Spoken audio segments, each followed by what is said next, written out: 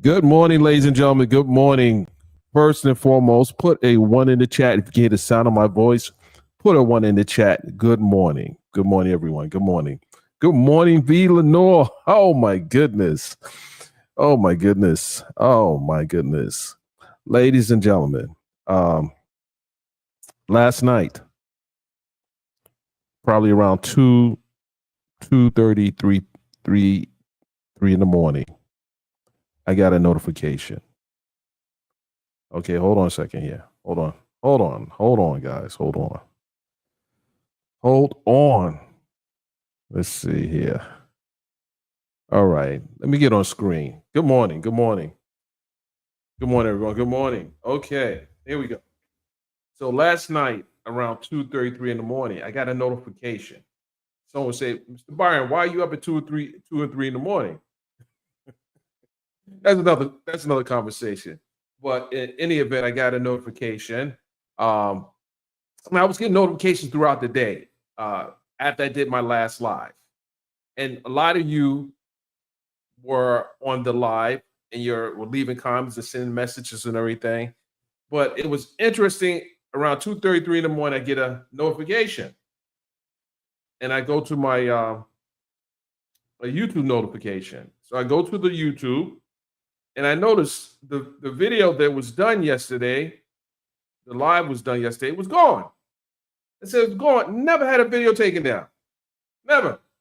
So I was wondering, what the heck happened? Let's just say some people weren't happy about that video. And part of it's my fault, and I'll tell you why. And you guys know there was a little glitch in the video as I was going through the documents. It was something that was shown but that situation was fixed, but it wasn't fixed last night when I ended the live. So it was a address that was purported to be that of Shirley Strawberry. And while I attempted to not show that, it was shown in any event. It came on the screen. Uh, and I was wondering, I said, wait a minute.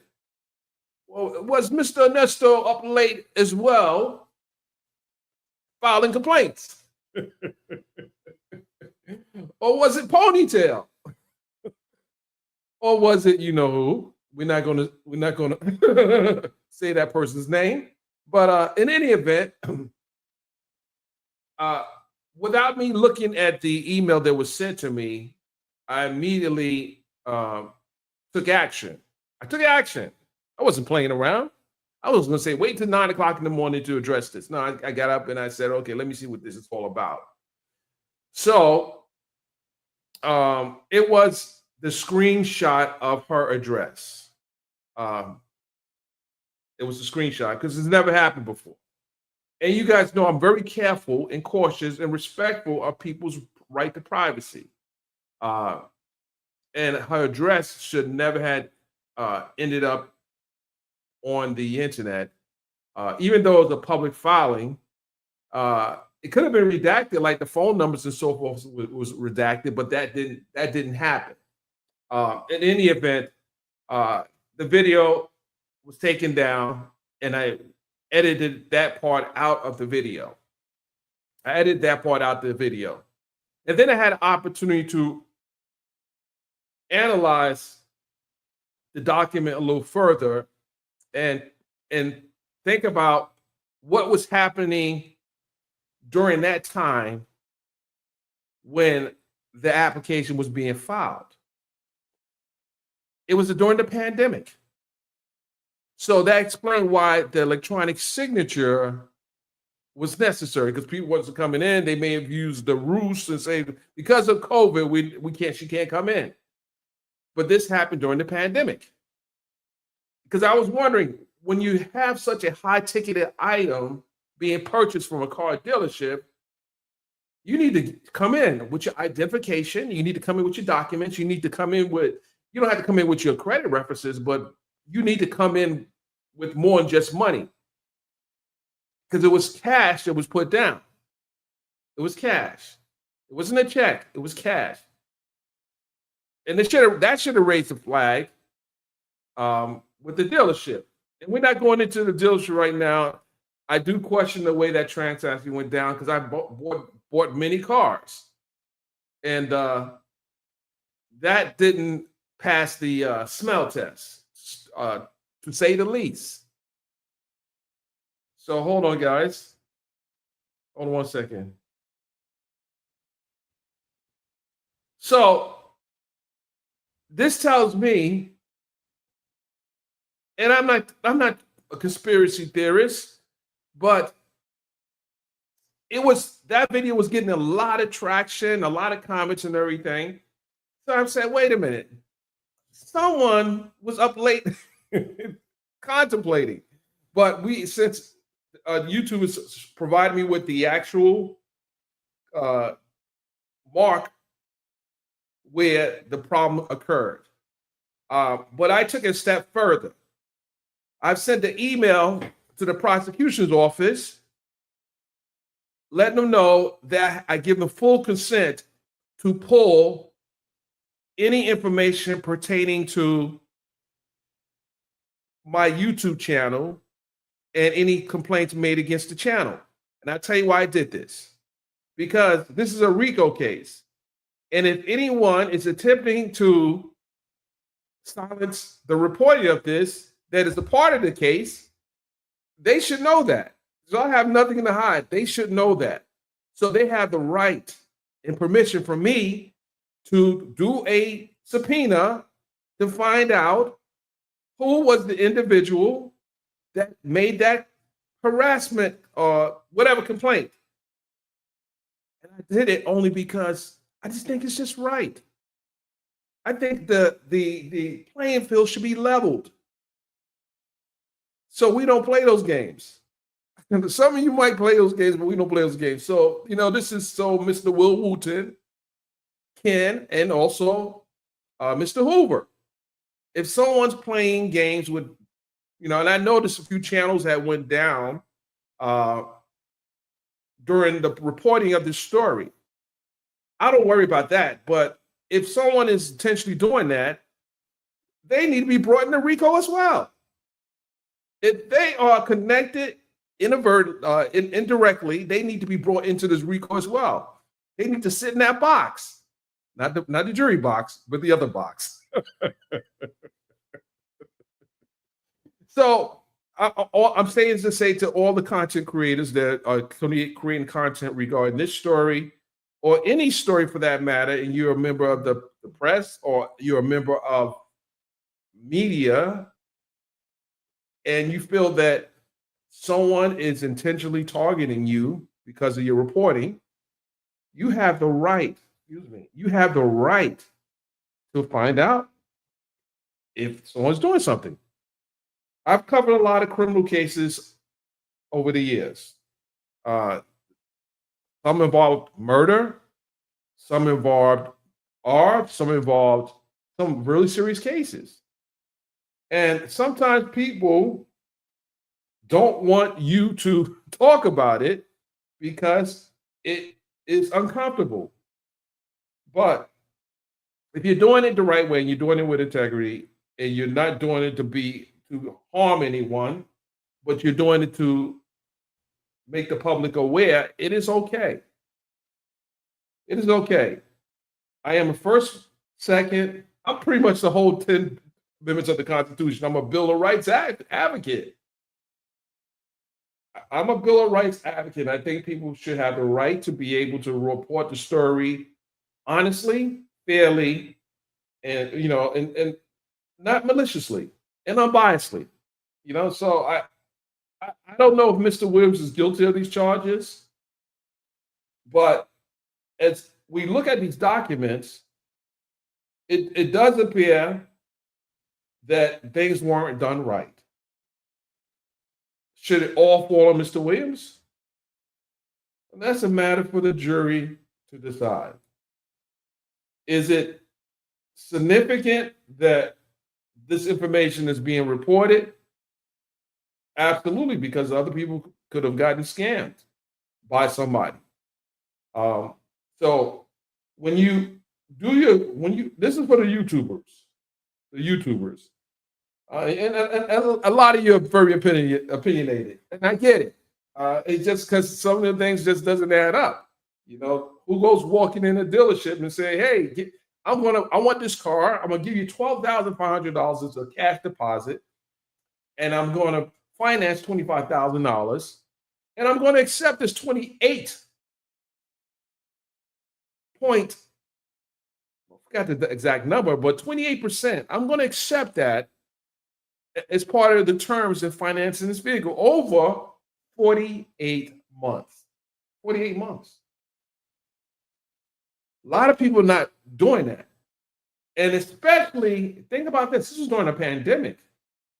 This was during a pandemic. This is when money was tight. People were doing PPP fraud. They were doing everything out there. But the truth of the matter is, no one, I won't say no one, some people desperately do things, but if you got $12,500 as a cash deposit, get a used car. Hello. You get a used car, you pay cash for it, you have no headaches. Why would someone put some? Because I don't know, there's some extra flossing happening here, But the point of the matter is, you just don't, just even with the pandemic and how, maybe I don't know what the look was, but it was different ways of moving in that situation.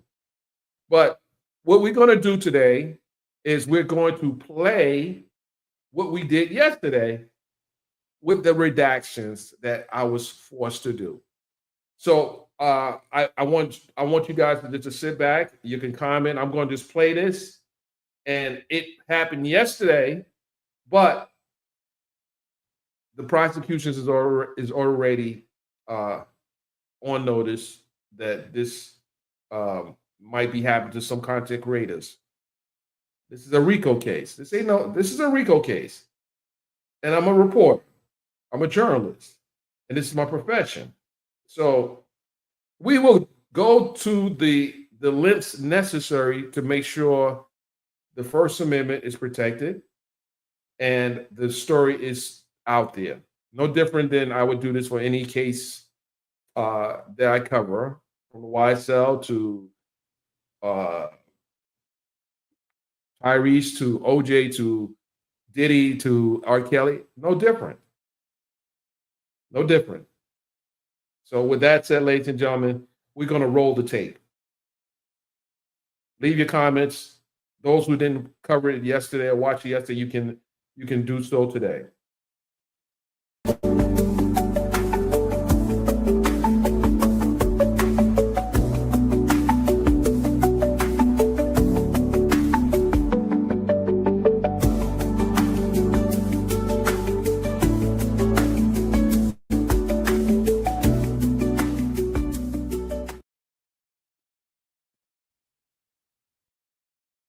Ladies and gentlemen, it is hot. It is hot. But before we get into what I have just received, I want to say good afternoon to everyone. My mods, make sure you are on point. Make sure you're on point today. Don't block anybody, but we about to get in some things. And I'm waiting for her to pull up. But she's planning a move. Yes, this is breaking. This is so breaking. I'm like, wait a minute. Shout out to I was literally working out, and I had this ding. You know that sound it makes when you got a message? I got that ding. And you know what they say? It don't mean a thing if you ain't got that ding. That ding? Yes. I'm sure others are going to do their recaps today. I'm sure. But right now, I got this. So let me get on the camera. Let me get on camera first. Listen. I'm gonna give you guys a couple of seconds to get in here. Unfreaking believable, ladies and gentlemen. Unbelievable. This is unbelievable. Will Wooten said, I'm off of Easter. I'm about to lay an egg on somebody. But hold on. Before we get into that, I'm a little disturbed. And I don't know how many of you guys heard, but Kanye West was running his mouth again. And this time, it was nasty. But we ain't going to talk about that yet. But you guys know what I'm talking about. We're going to get into Kanye West in a little while. But we got to get into what Mr. Will Wooten got going on. And of course, if he got something going on, and it's involving your favorite, let's see. I don't want to do too many sound effects. I'm gonna leave that out to Bougie. Bougie be coming in with the sound effects. Shout out to Bougie Gang. Shout out to V Lenore. Shout out to Pammy Pam. Shout out to, I'm missing somebody. Nyla. Shout out to Nyla. Shout out to Wisdom Daughter. Shout out to all those who. Okay, I got to jump in here real quick. Hold on.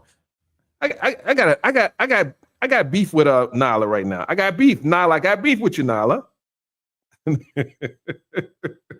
I got beef with you, Nyla. I'm sorry, guys. I had to come pop in here. So I was on Nyla's channel yesterday. For those who know Nyla, she has another channel. So she said, Mr. Byron, don't be going out and being messy now. You're trying to fight nobody. You're not in the same shape you were years ago. What Nyla doesn't understand is, unlike a lot of people, I take my body seriously. Like literally, I'm not doing it on live all the time, but I work out a lot.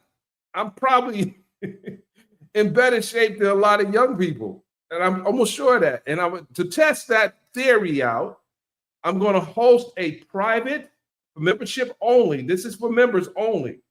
We're going to do a live membership only workout session, but you guys have to be on camera to participate. And I want to see who falls out in my warm up. I want to see, and this is for the, I'll make it nice, from the 40s to the 60s, maybe 30s. Because I played basketball with a 24-year-old last year, and I beat him. This is a 24-year-old. So I'm gonna keep it open a little bit. 30, they probably can hang with me, but I'm gonna do this for this is gonna, I'm gonna put the announcement up, and it's just for members. I want you to turn your cameras on. No playing. We don't want, listen, I want your cameras on. I want to be able to see that you guys are not cheating on the PT, the physical training. And it's just the warm up. If you keep up with the warm up, I got a special gift for you. So Nyla, you're invited. She told me she studied a little Taekwondo. We're going to be doing some kicking and all that good stuff. We have some fun. But this is for those who say, "Oh, you're too old to be fighting and all." Are you too old to defend yourself? That's the bigger question. Are you too old to defend yourself? With that said, ladies and gentlemen, let's get back to the video. Okay, so I got to pull up Nyla's new channel. So I want to drop it, but she definitely has a new channel. I pulled up, but it's almost like a sentence, like the channel. She's being very strategic about it, I think. But I'm not really beefing with her, but she got to pull up now. She has called me out. I promise you, you're going to break a sweat. You are going to break a sweat. Those who has the courage, those who have the courage to pull up. Because you ain't got the courage, listen, even the arsonists, you can even pull up the arsonists. You can show up as well. I don't think you hang. No, we go, listen, you're doing push-ups, and none of those girl push-ups. You're doing sit-ups. You're going to listen. You're going to do some arm exercises, some legs, but none of that playing. But those who are doubtful that a person in their 60s can get down with a person in their 40s, this is the test. Listen, someone said you might pull up. See, all those. Listen, all those who talking that mess. You need to pull up. I don't hear no crap. You need to pull up. You forgot I ran a marathon. I ran several marathons. I did a 5K for Tamika Foster, the ex-wife of Usher Raymond. She had a 5K, and there were I want to say there were how many people there? Almost close to 1,000. Close to 1,000. I finished 37. That's not bad when you have close to 1,000 people in a race. 37. So just don't sleep on the OG now.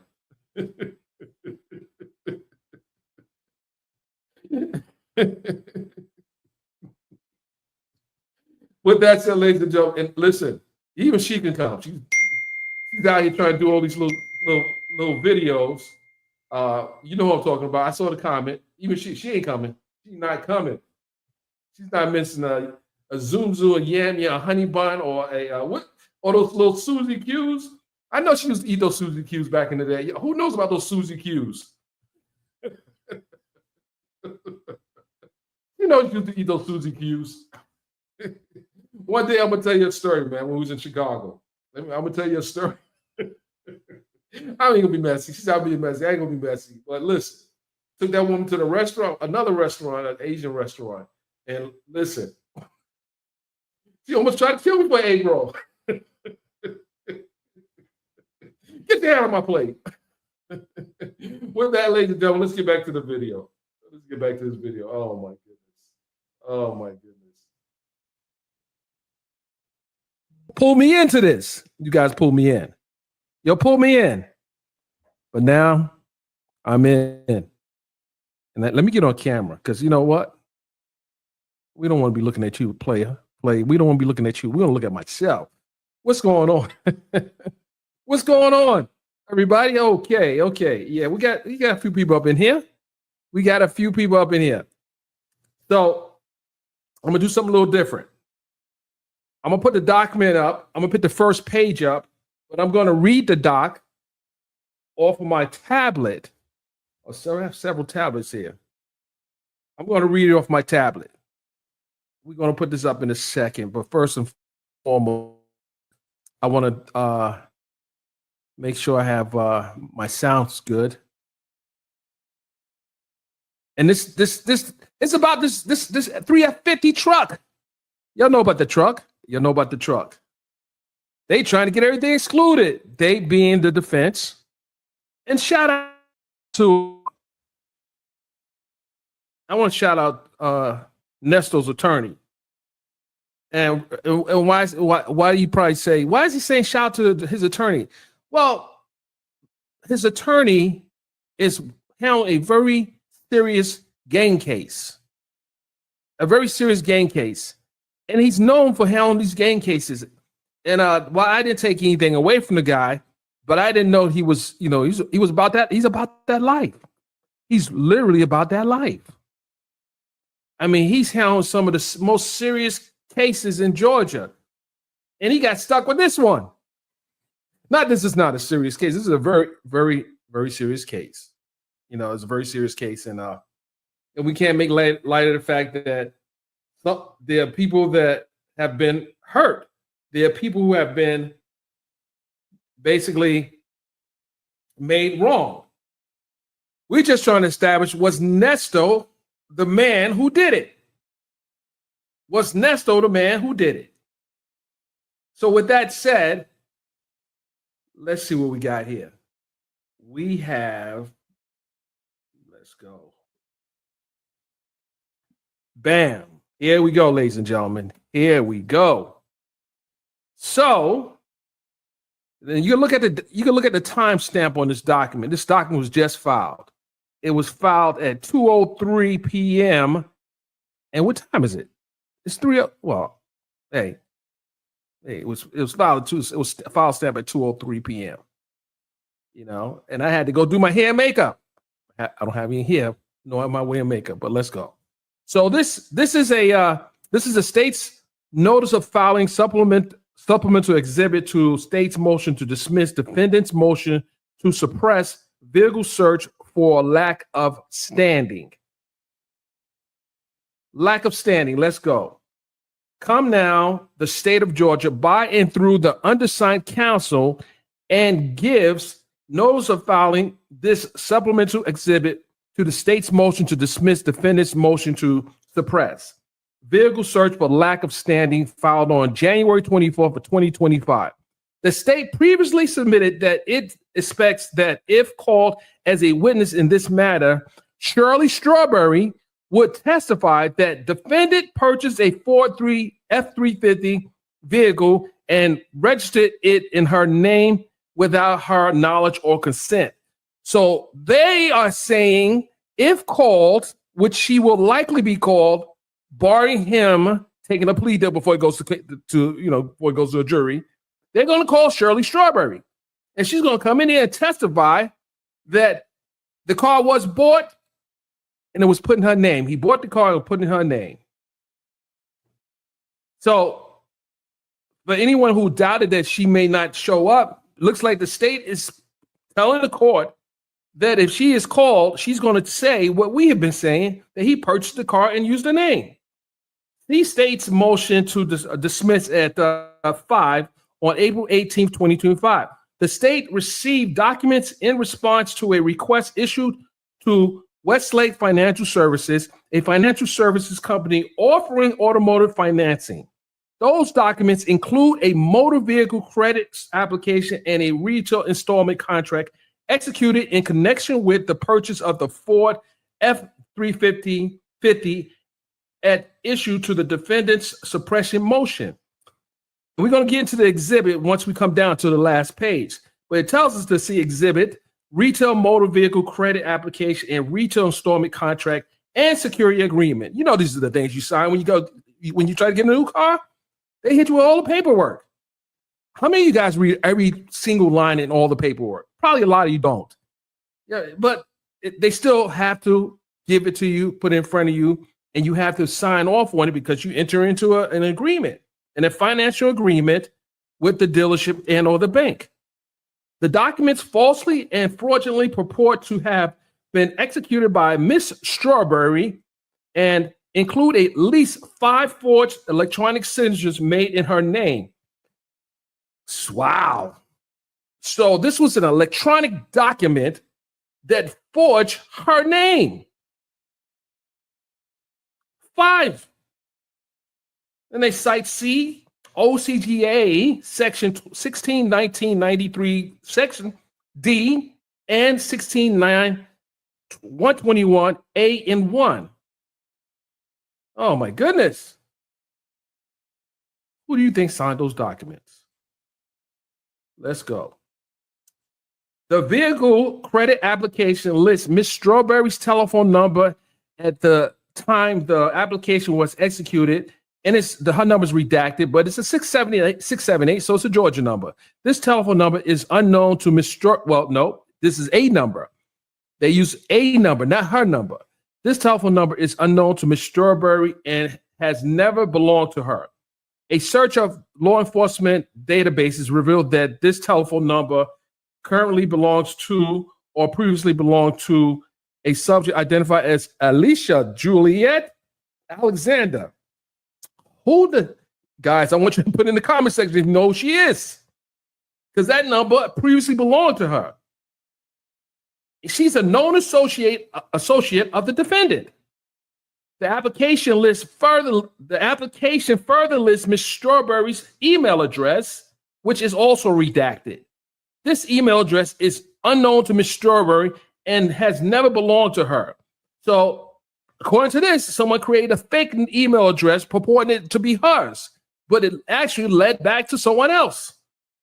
The application further lists Miss Strawberry's employer as Premier Networks with the telephone number 770 redacted. A search of the law enforcement database indicates that this telephone number is not associated with Premier Networks. Okay, so another bogue. When I say bogue, I say another bogus number. Why do people try to call me when they know I'm online? Why do you do that? Guys, hold on a second here. I got phones all over the place. Going crazy. Okay, here we go.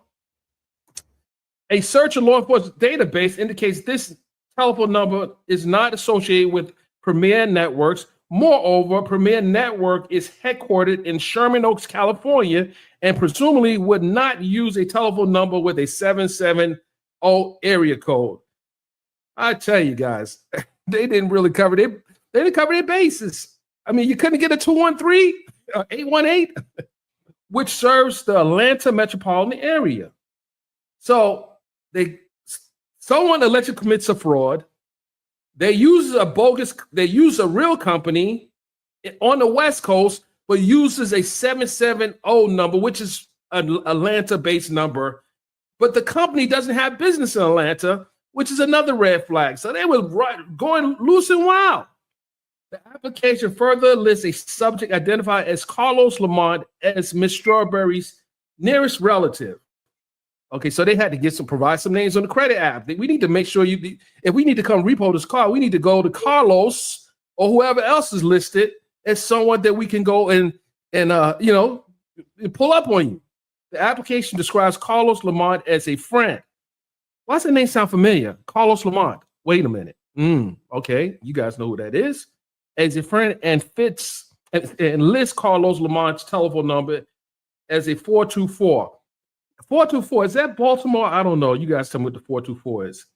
A search of law enforcement databases reveals that this telephone number currently belongs to or previously belonged to a subject identified as Earl Lamont Dunbar.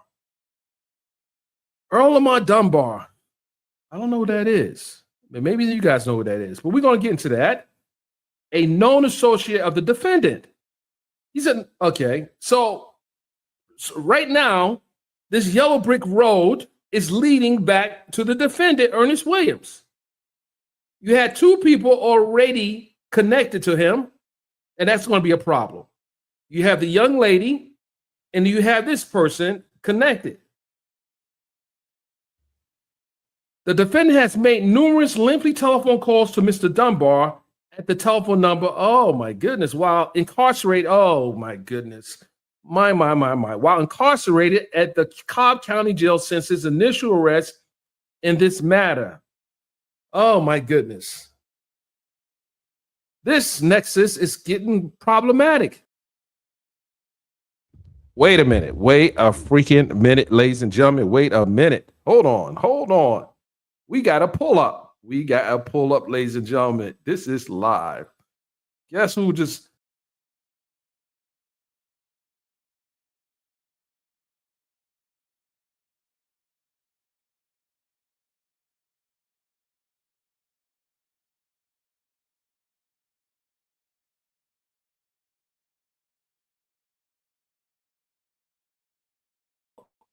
I'm back.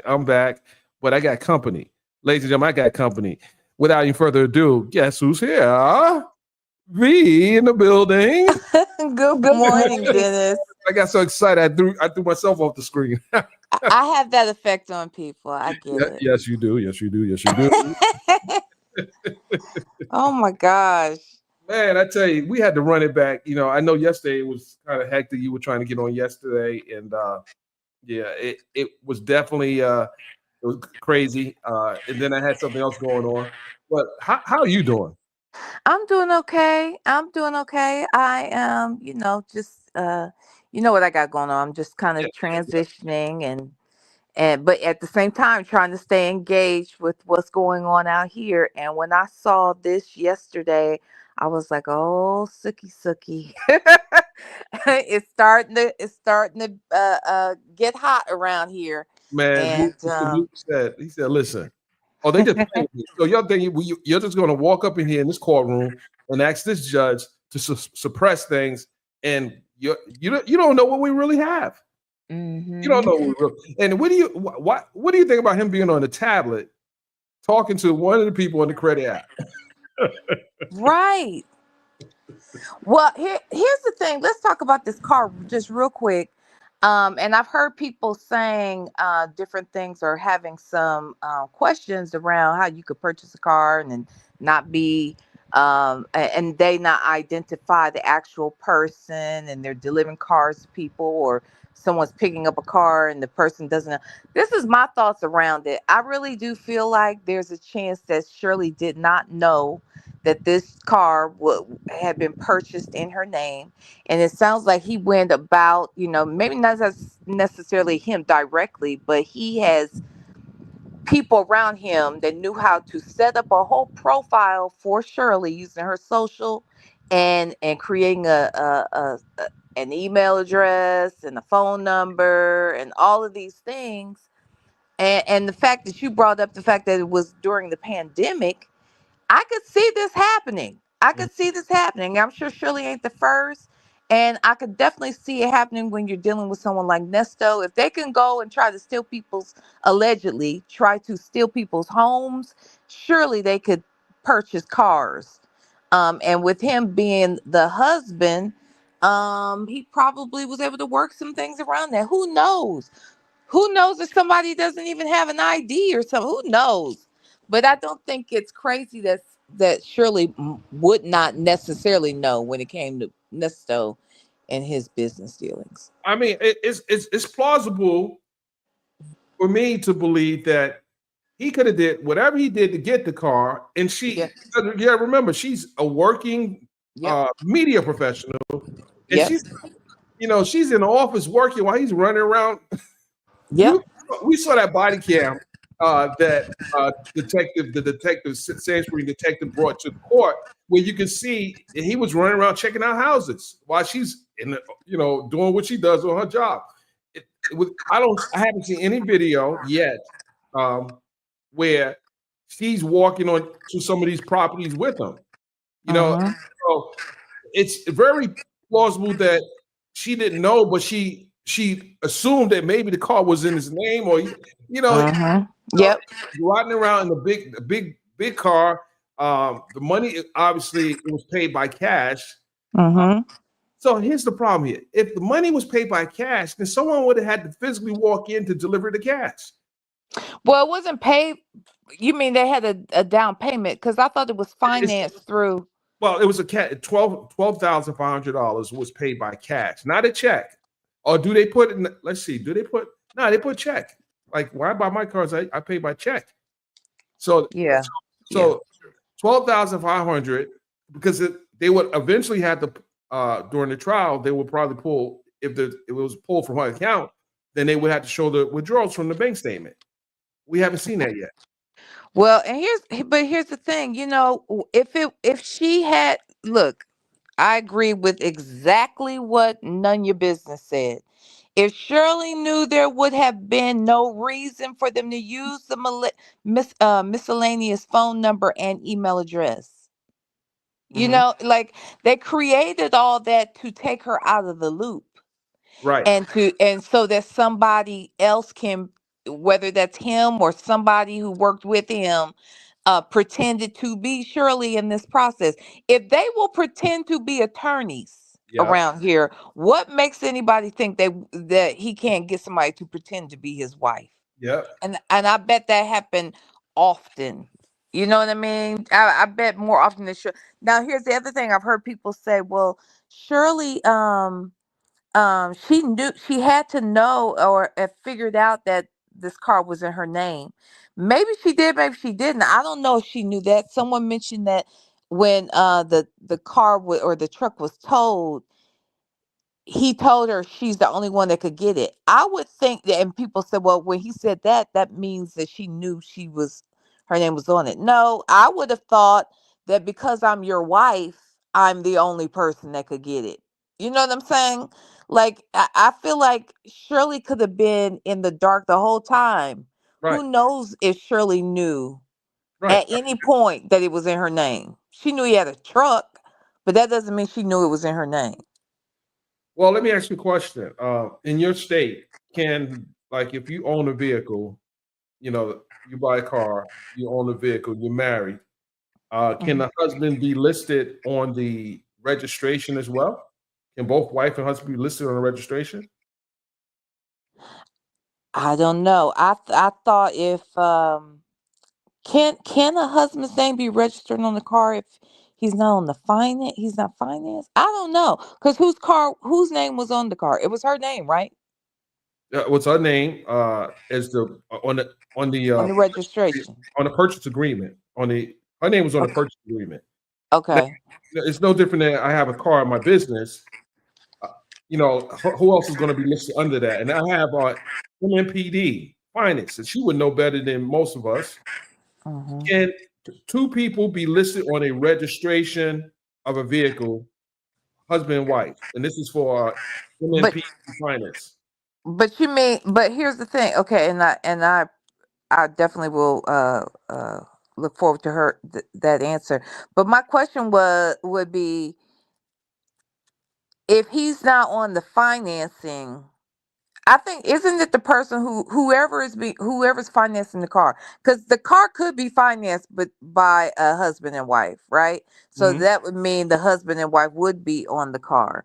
But if only one person is getting financed, I thought that's the only person whose name could be registered. Oh, yes, and both has to be on the loan. So yes, okay, so I'm correct. If he's not on the loan, he's not going to be on the registration. Mm, mm. Right.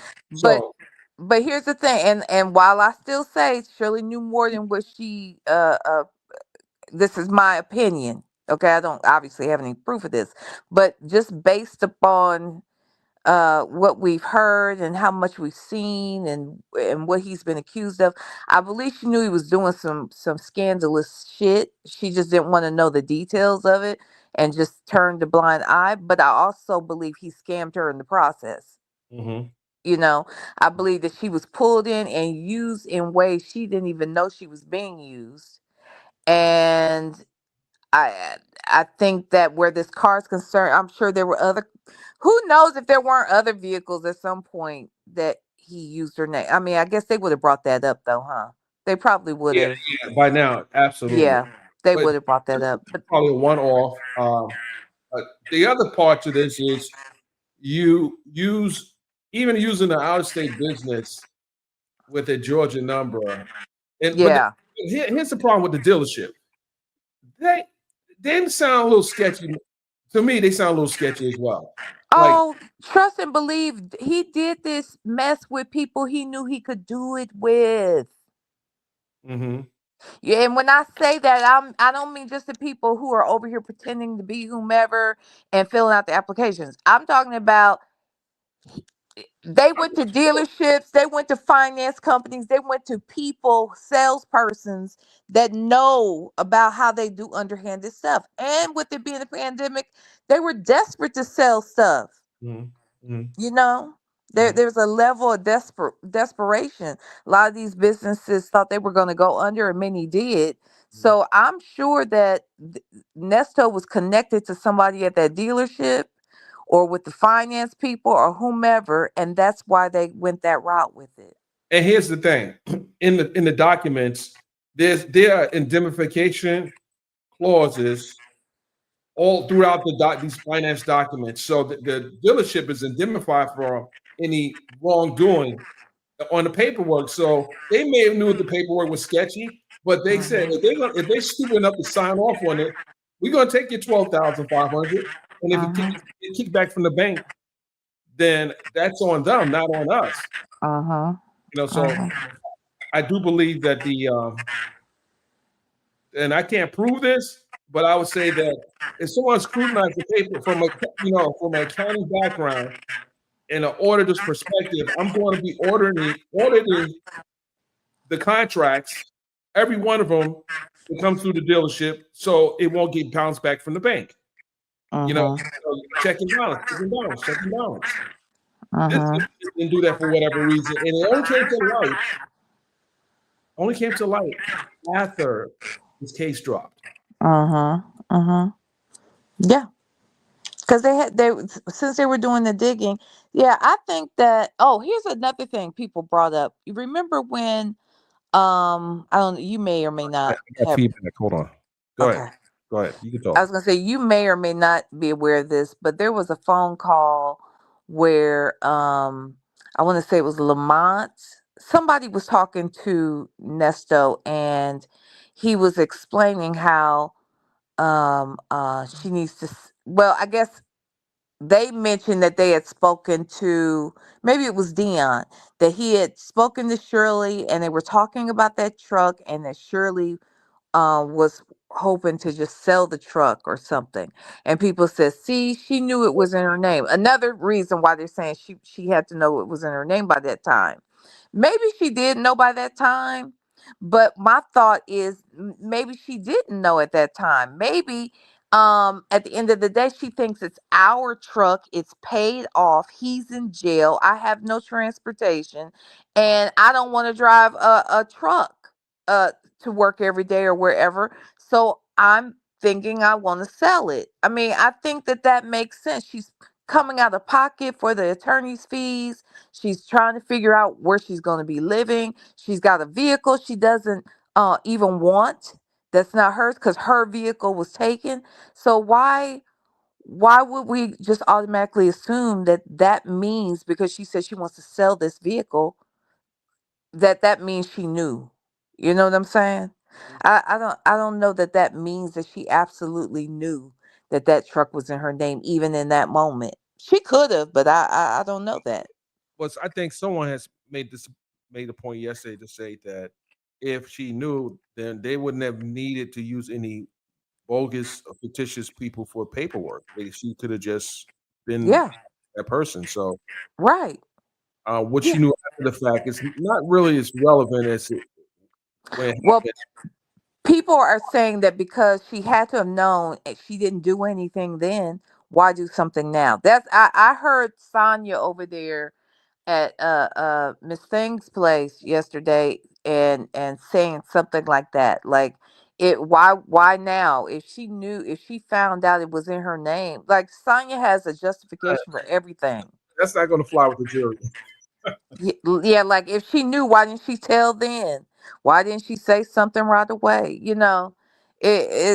None of it makes sense. Instead of addressing the fact that it was done, That It still happened. Whether she found out about it afterwards or didn't find out afterwards, the fact is it was done without her knowledge, and there's no reason for us to think she was involved in it because she would not have had to create all these numbers and emails, and then for the phone numbers to come back and be associated with his people. Like all of this is so clear that he misled everybody. He misled Shirley in this process.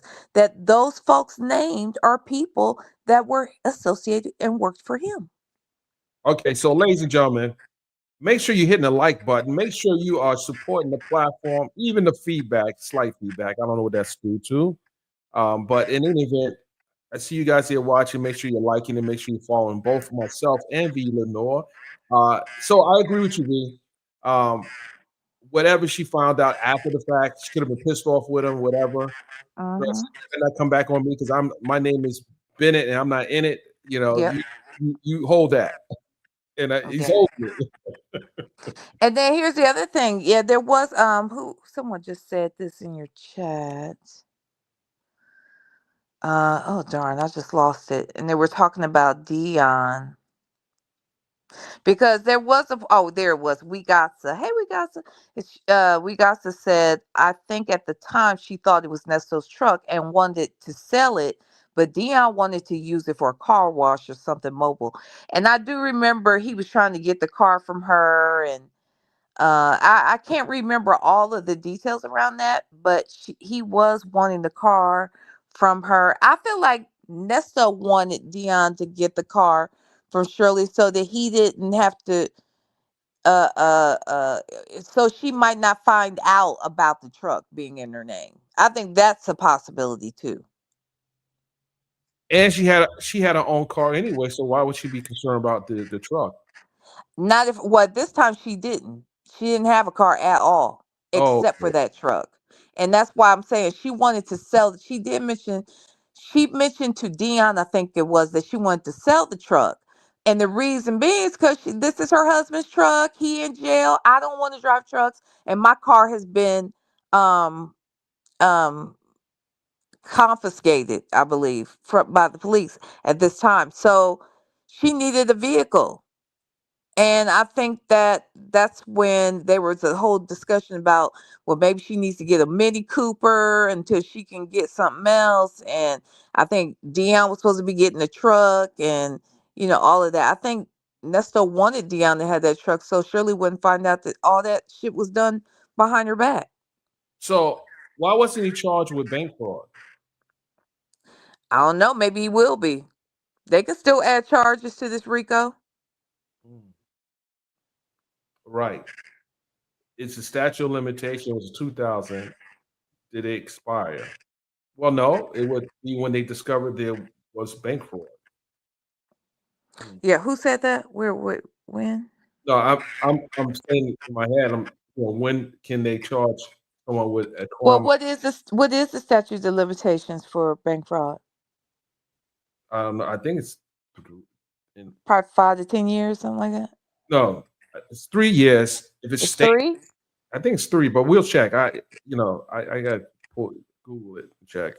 Well, think about it this way too. He hadn't been charged. I don't know. I don't know. That's a good one. I can't believe it's only 3 years.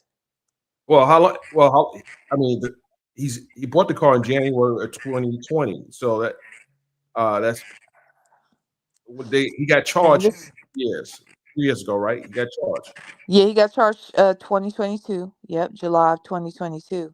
But I guess what I'm saying is if he wasn't charged for bank fraud, I just think that if the statute of limitations isn't up, he that could be added easily. And then the dealership may have an issue too. So Right. They might want to press charges against him. no, they may want to bring the dealership in because the salesperson that sold the car, what did they know? When did they know it? And how did it get done? It's Right. Well, I agree. I agree all that because it does sound fishy, but at the same time to say, let's say it's not the owner of the dealership that's involved, but someone at the dealership working for them. They that's what, may in turn file charges against their own employee, but they may also file charges against us though. They still can, can't so they? DC said it. Bank fraud limitation is 10 years. That's what I thought. 5 to 10. Okay, Yeah. is that what state are we talking? Are you looking in your state or are you looking in Georgia? Because if this is bank fraud is federal, isn't it? Let's see. Not well. Yeah, that's true. Bank fraud is federal. What? Well, let's be clear. Let's be clear about saying it could still Well, be a state charge. It no, it could didn't go be. if it goes through interstate commerce. Everything is done within Georgia, so it's not federal, it's state. So whatever the statute is in the state. It doesn't have to be. But here's the thing. So even though And, s- and MMPD said it varies from state to state. Correct. That's correct. it varies from state to state, but also even look, the feds and the state often work together and they decide who's going to take a case. And the same thing that the feds could charge, the state can charge potentially. And it's up to them to decide what they want to do a lot of times. So I say that to say, um, if they are committing the bank fraud as a part of the RICO, it may make sense for the state to just handle all of that, Yeah. right? Well, listen, he has exposure for federal crimes because there was a car that was brought from California. Wasn't it a Rolls Royce? All right. Yeah. So he's definitely exposed A through Bentley, right? Philly. Yeah, exposed. Yeah. Yeah. Yeah. This man is something else. Oh, first degree forgery is 5 to 10 years in Georgia. It's federal depending on the amount of loss in my state. It's Right, okay. right. Hmm. Listen, during the And P then maybe the feds will come back later. They can come back behind too, though. At the same time. man, you don't want the Fulton County to reach out to one of those ASAs in Georgia and say, "Hey, listen, we got this guy here. We have a plethora of charges that we have against him. Hmm. You want to pick this guy up, and he's a repeated, recidivist, repeated offender, Hmm. and he might have a green card. You might just want to send him to El Salvador." Just kidding. Just kidding. Right. Ooh, Jesus. If they can send innocent people to El Salvador, they damn sure can send that stuff. Okay. And Trump talking about sending American citizens to out of the country. So I don't know what is He the sent that. He sent that one man over there and thought it basically sent him over there because they said he MSN. was a felon, and yeah, and he wasn't a citizen, when in fact he was a citizen and had no criminal background, and they still aren't coming to go get him. They said they don't have to go get him. So like I said, if they'll send an innocent man to El Salvador, they definitely could send this nigga. Well, he's the Maryland man, but he's formerly an El Salvador citizen. He came here as an uh, asylum resident in Maryland. However, once He is a citizen. Go ahead. he's a resident, he has an F1 visa. Oh, If okay. if he is now taken out the country and taken over to El Salvador, there's no way to like America's not going to go back there and just bring them back from the country that they have a great relationship for. So, but this is a dangerous path that we're going down with this administration when Yeah. they're testing the waters with this guy, and they're now putting in the press through their weekly pressers that we may want to just take some American citizens and send them up to El Salvador. It's just weird. Yep. Helio's right. He's not a citizen of America. He's a resident. Okay. So I got that wrong. No, it's not wrong. You just, a lot of people think because they say Maryland man, because he was living in Maryland, don't mean he is a citizen of the United States. But he left because he was under some type of threat in his country, and he seeked asylum in America. I Hmm. we should And so we send him back. listen. I don't know if we should put too much emphasis on this particular guy here with all the other stuff that we have that is really directly affecting America and its economy. I think this guy's actually distracted because Okay. happening in the economy. Why are we putting so much emphasis on this guy? Mind the guy has a wife here, but we got bigger fish to fry right now. And I'm not trying to be callous or anything, but this is let's deal with this tariff and how it's affecting local businesses. the tariff is actually affecting my business as well because I buy from like I have another business, and because of the tariff, it has slowed down the ability for me to purchase things outside of the country. Mm-hmm. Mm-hmm. But let's focus on not the Maryland man, but the things that the Trump administration is doing as it relates to tariffs. Tariffs is the big picture. This guy is something different. Mm-hmm. True. Okay. Okay. But no, I just think that I just can't wait for if this trial is really gonna happen. I can't wait for it to happen. They mentioned two women in that document, and one of them is Dominique. I thought Dominique was the same person as the Elijah, whatever her name is, but evidently that's not the same person, I didn't know who huh? she was. I didn't know who that was. So I'm like, these other names? The thing is that they, they've pulled so many names that Shirley doesn't even know. Like, no jury's going to sit there and buy, which Sonya's talking about. Hey, why didn't she say something? Nah, that's irrelevant. That's Yeah. totally irrelevant.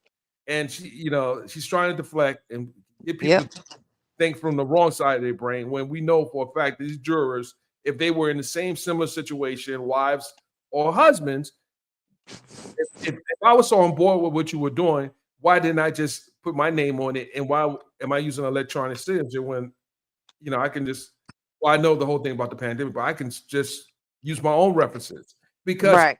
those Because all they made the references included Lamont, and it's just a mess. All they, of it's a mess.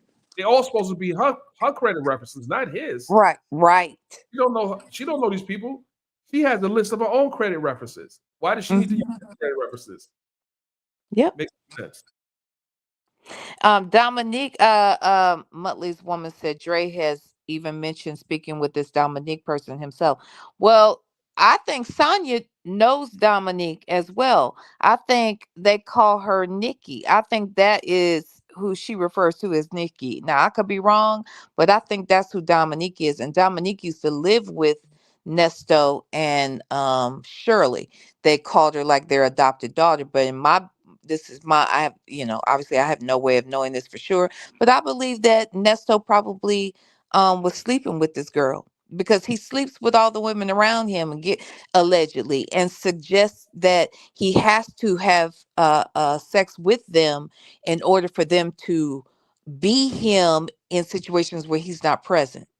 Had you heard that before, Dennis? I hear that, but I didn't hear that. But listen, He said he told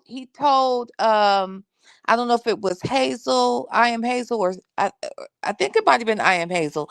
It was someone he was hiring, and he told them that they needed to have sex like right after like deciding he was gonna hire him. He says, "Look, we have to have sex because I heard that. I heard that now. I remember. I remember. you in order for you to be me when I'm not here, I have to be in you." So I believe there's a chance that that's what he does with all these women and even the Dominique that was living in their home, because I believe Dominique also was used to conspire to do things with him without Shirley's knowledge, right under Shirley's nose in Shirley's house. How deep do you think this rabbit hole goes? Deep, deeper than we even know. And the thing about it is, I think that, well, again, this is my opinion. Sh- Shirley knew something was going on. Now, she may not have known what was going on, but there's too much going on around this dude for you not to know something is going on. You got all these women around. He's got toys in his car. He doesn't live with you. It's just too much. Wait a minute. It's Wait. too much. What do you mean he doesn't live with her? They were not living together when he got arrested. He was staying in a hotel or in an RV, um, and she was staying with a friend. So even when she got like they had been staying apart since March of 2022. He was staying in the RV, staying in hotels, that sort of thing. And then 2 days before, though, they that's why Sonya keeps saying they were separated. They weren't together. They weren't together. Well, Shirley says that they were separated in her court filings for a divorce. But I think what she's specifically referring to is that they were separated physically, because she was staying with her friend, her friend and her husband, and like on a blow up mattress, and Nesto was staying away from them. But 2 days before he was arrested, they were all out for 4th of July, hanging out, having a good time. Sonya says that was all for appearances.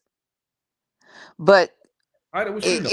how could it be right? How could it be for appearances when she's still paying his bills? They're still planning where they're going to be for Thanksgiving in 2022. They were planning where they were going to live, where he was going to be, that kind of thing. They're planning all this, but they're separated. And I just think that, and I said this before, even though some people are physically separated, doesn't mean that the relationship itself has severed. Because I've lived apart from my husband when and we were together. So I know how this can work. I know it looks wild to people, but it can happen. And so I think that yeah, anyway, Sonya was just making excuses, I think, about the fact that they weren't together at that time. But no, he was living in the RV, or in the hotel Okay. All when right. they picked him up. Yeah. Yeah. Looking for real estate property. Real. Yeah. Yeah. Do you believe at this point right now, based on what I've been saying, that there may be a plea deal that he's going to be seeking? Not that he'll get it, but he may be seeking a plea deal at this point. What do you think? I think he claims he's not gonna go. He's not gonna take a plea. He claims that he's gonna go to trial. I just don't know. A part of me feels like, because of his background, because he knows if he goes down for anything that's mentioned in this RICO, that he's probably in there for the rest of his natural life. You know what I'm saying? So I feel like, from his standpoint, which I get, he doesn't really lose anything by taking a chance of going to trial. He, Because there's that, I think he may roll the dice thinking, well, I have at least a chance that they might find me not guilty, or there could be a mistrial or something like that. There's that chance. But the if he were to uh, uh, admit guilt to anything, he's probably still gonna be in there until he dies. He's 60. He says he's not in the best health, and he may not live past 75 in jail. So I think he wants to take his chance. see this case, while it's a white collar crime, um, I think I think a reasonable plea deal. This is just based on all the crimes that occur in Georgia. This is my opinion. A Mhm. 5 plea to this case, 5 years, consolidated. Don't have to crank up the jury. You go ahead and take ownership and admit that you've done this. I think a 5 year plea deal for this case, not any other case. This case here would be feasible, just based. Mhm. He sat there. No one was killed or hurt in this.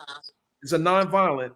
A 5 year plea deal, even with his situation as it stands. 5 years, I think, is reasonable. And, and while They people, are not gonna let this man off on no 5 years. Oh, I've seen people get less time for murder. They get a manslaughter. So I I do see this as a possibility. If no, I this, don't. oh, He got too many charges. He's too many of them. He's done too much.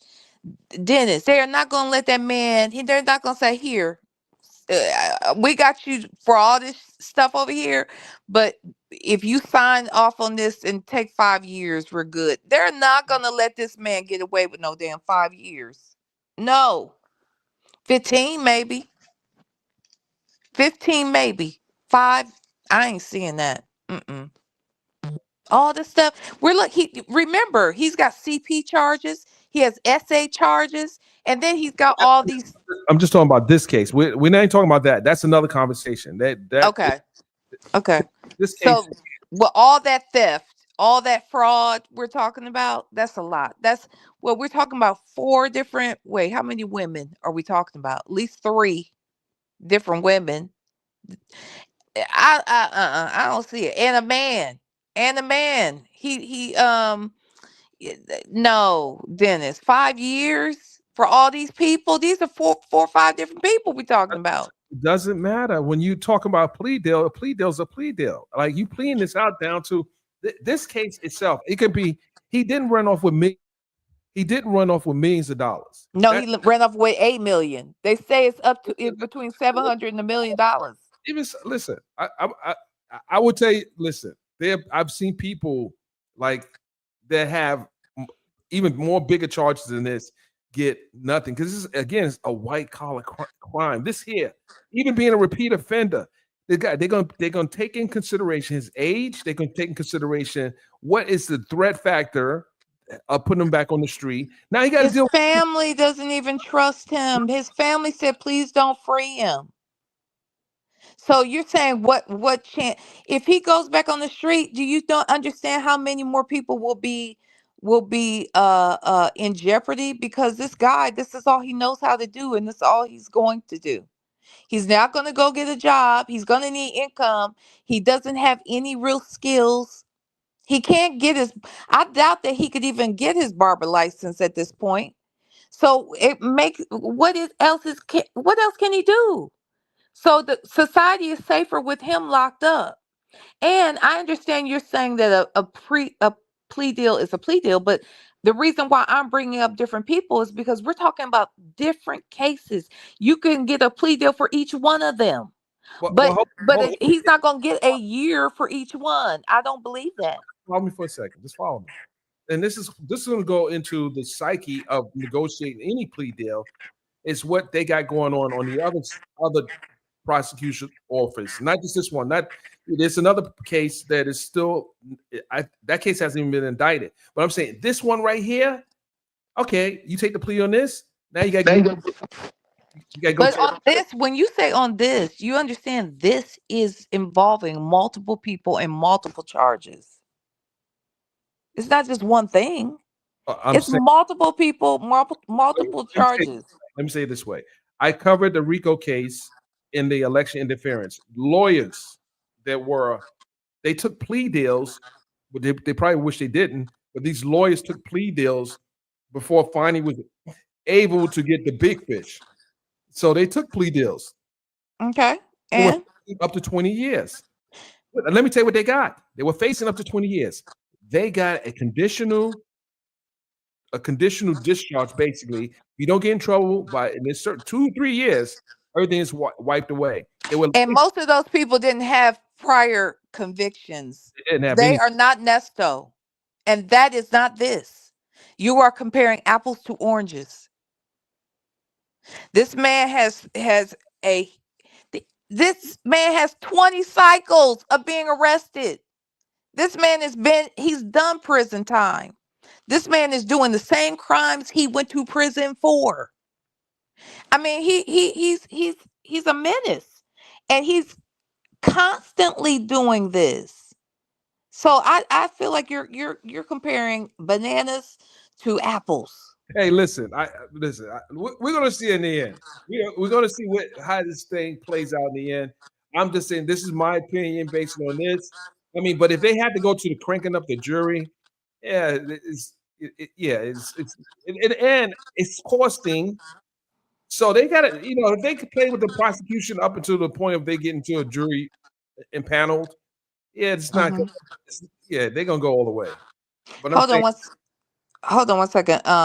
MNPD finance said, Lenore, you are working in your feeling and not the law. He sat 3 years already. If they office.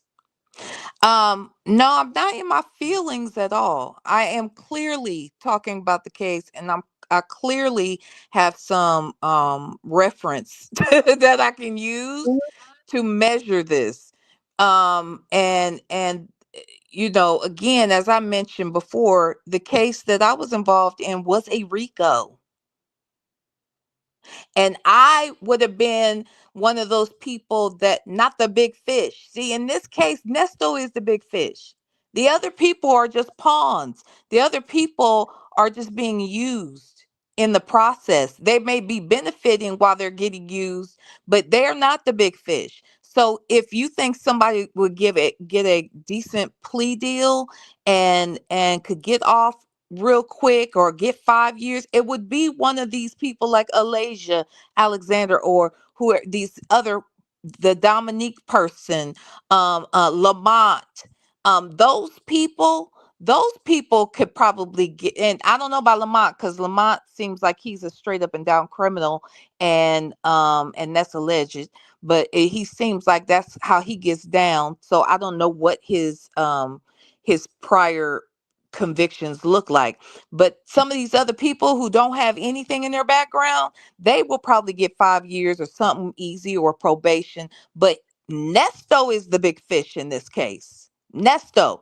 So when you bring up the Trump case, Dennis, those people that got the plea deals, that's all the people that's being mentioned in the case that were used, like a Erica and all those folks.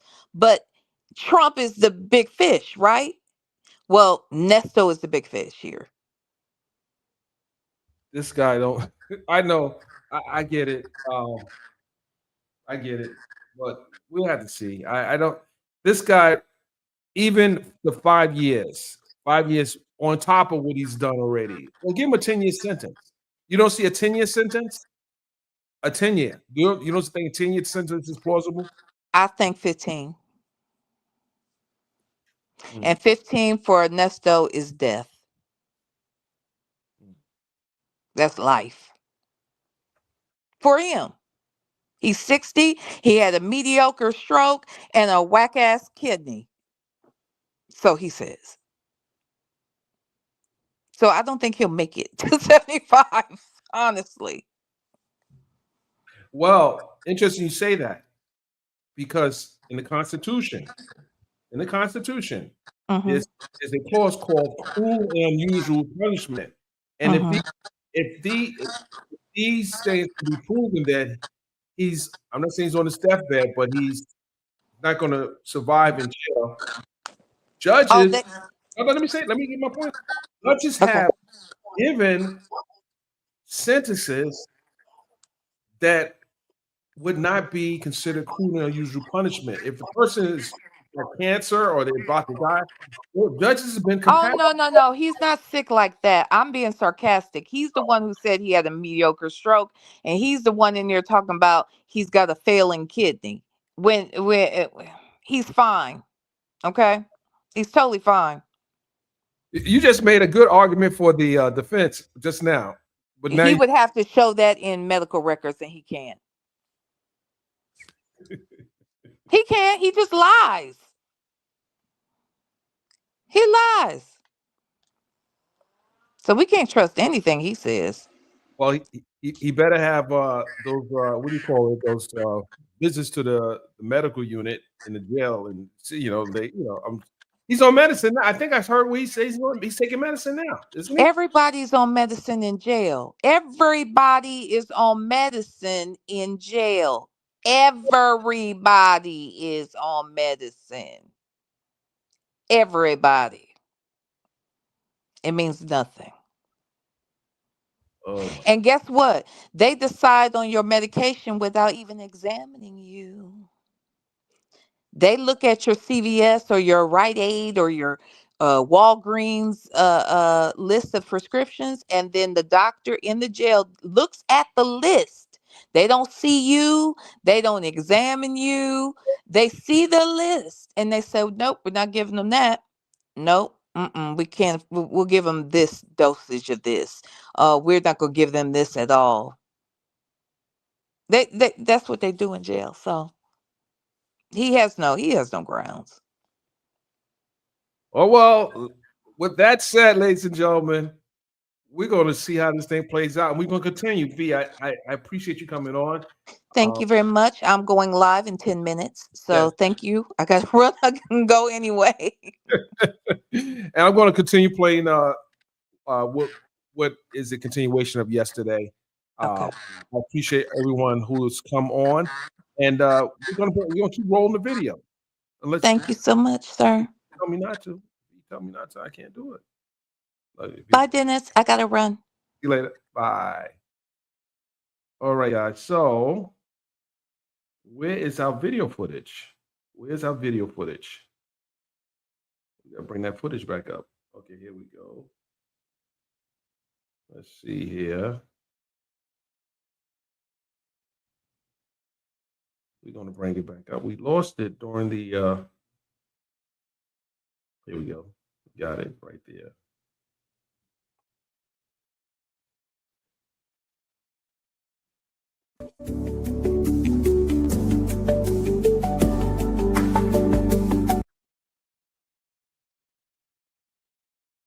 We'll take it back to about right here. And I'm gonna get off screen because I don't want you seeing doubles. The application further lists Miss Strawberry's email address, which is also redacted. This email address is unknown to Miss Strawberry and has never belonged to her. So, according to this, someone created a fake email address purporting it to be hers, but it actually led back to someone else. The application further lists Miss Strawberry's employer as Premier Networks with the telephone number 770 redacted. A search of the law enforcement database indicates that this telephone number is not associated with Premier Networks. Okay, so another bogue. When I say bogue, I say another bogus number. Why do people try to call me when they know I'm on live? Why do you do that? Guys, hold on a second here. I got phones all over the place. Going crazy. Okay, here we go. A search of law enforcement database indicates this telephone number is not associated with Premier Networks. Moreover, Premier Network is headquartered in Sherman Oaks, California, and presumably would not use a telephone number with a 770 area code. I tell you guys, they didn't really cover they didn't cover their bases. I mean, you couldn't get a 213, 818, which serves the Atlanta metropolitan area. So someone allegedly commits a fraud.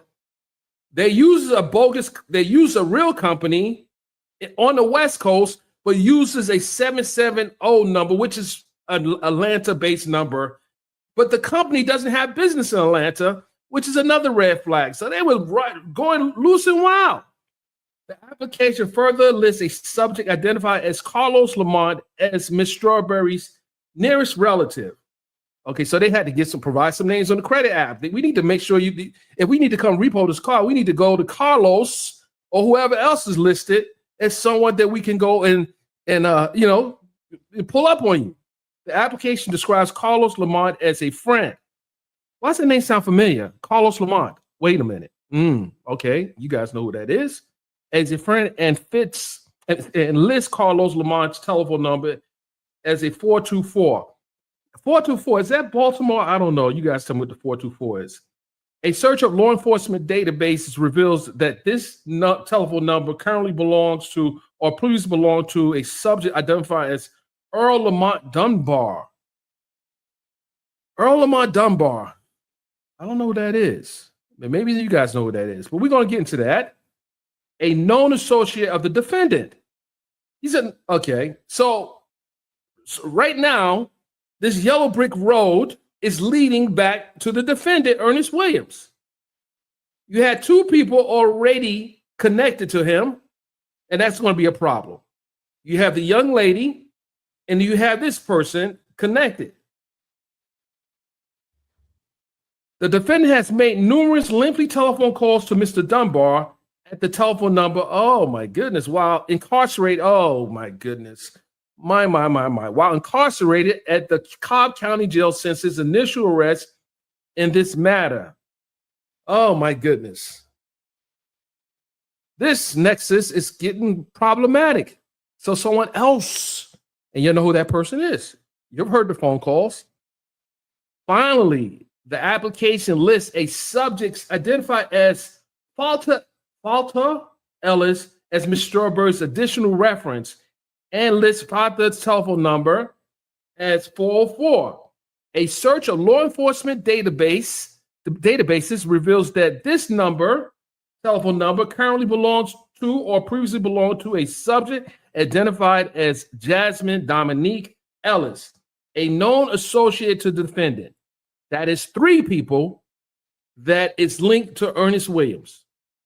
Ms. Strawberry has no knowledge of any individual using the name Carlos Lamont or of any individual using the name Falter Ellis. So before I go to the next page, guys, why would he be contacting someone that he's calling from his jail phone, and they're going to put 2 and 2 together? That's Will Wooten did. He put 2 and 2 together and said, okay, well, there is the nexus right there. The connection. You have listed an individual on a credit application that the ex-wife doesn't know about. She doesn't know about this guy, allegedly. But then you're calling him while you're in jail. Clear connection. You can't distance yourself from that. The paper trail is papering.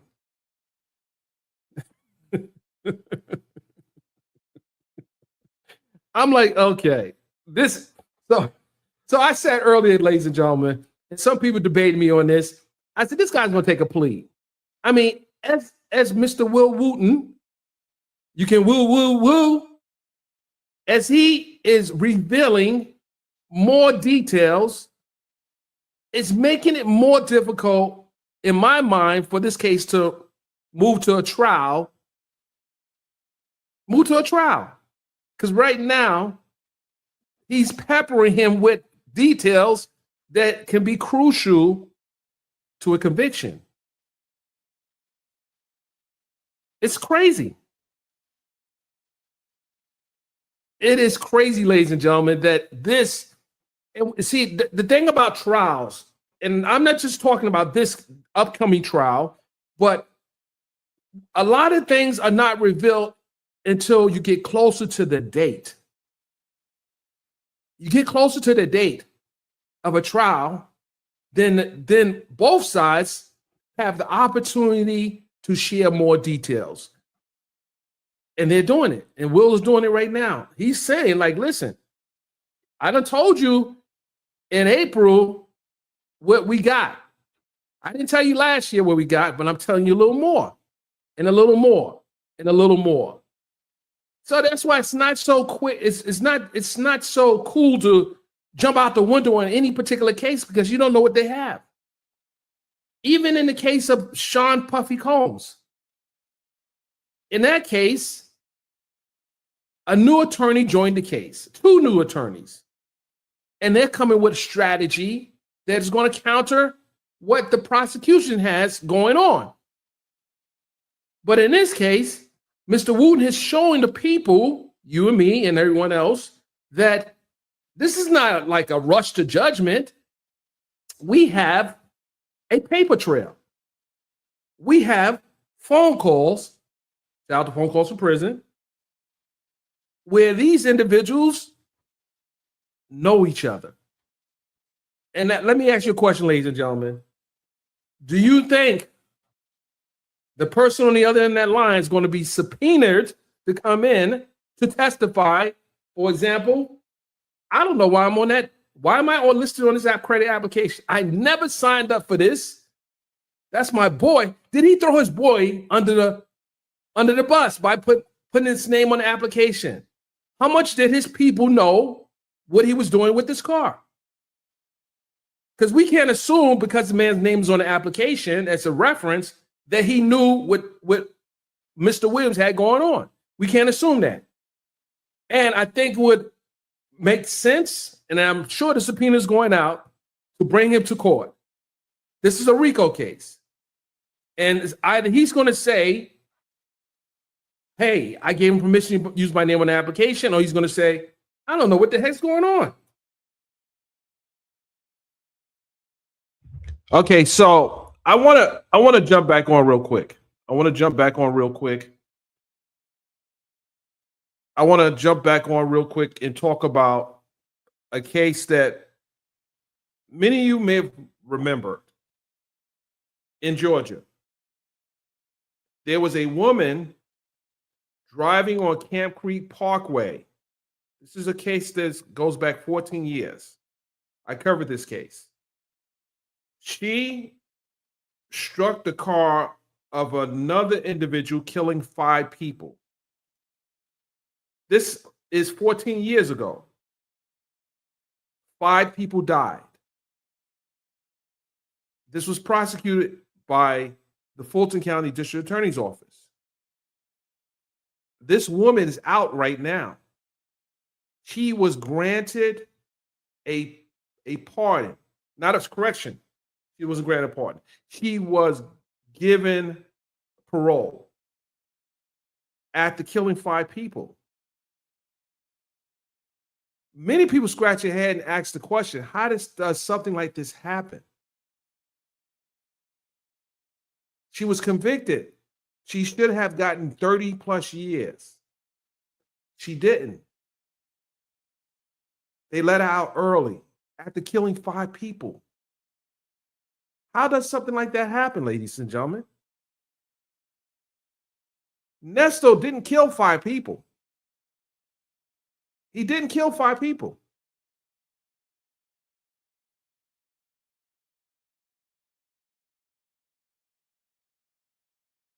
So when we say that the likelihood of a plea deal happening is slim, I'm not of that belief because I've seen a lot of weird stuff happen. I've seen a lot of weird stuff happen. I believe that woman still should be in jail. You killed 5 people recklessly. So I understand the prosecution may have a mountain of evidence to get a slam dunk, reverse back dunk, one-handed dunk, a alley-oop pass dunk, a behind the back crossed over dunk, but does it make financial sense? I don't know yet. Murder versus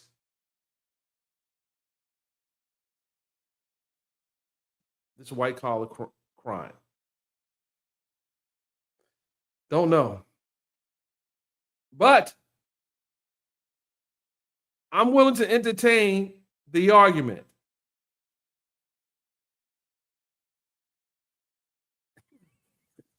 I don't know. But let's go. Let's to let's see what else he's saying here.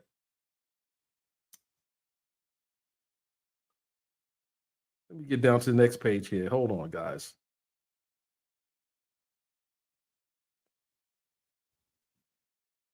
Here we go. It is believed that Carlos Lamont and Falta Ellis are both fictitious persons who identifying information was fraudulently created and used by the defendant for the purpose of committing a crime or fraud in connection with the purchase of the Ford F-350 at issue in the defendant's suppression motion. See OCGA section 16.9/121A4. It is further believed that the Miss HLS to you. That's not true. No one's blocked. Everyone's here and here to enjoy the content. No one's blocked.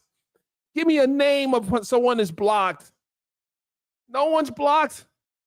What are you saying? What are you doing? Don't do that. telephone numbers, and email address described above, none of which have any legitimate connection to Miss Strawberry, were intentionally used to conceal the fact that Miss Strawberry's name, date of birth, social security number, and other identifying information were used in connection with the purchase of the Ford F-350 at issue in the defendant's suppression motion.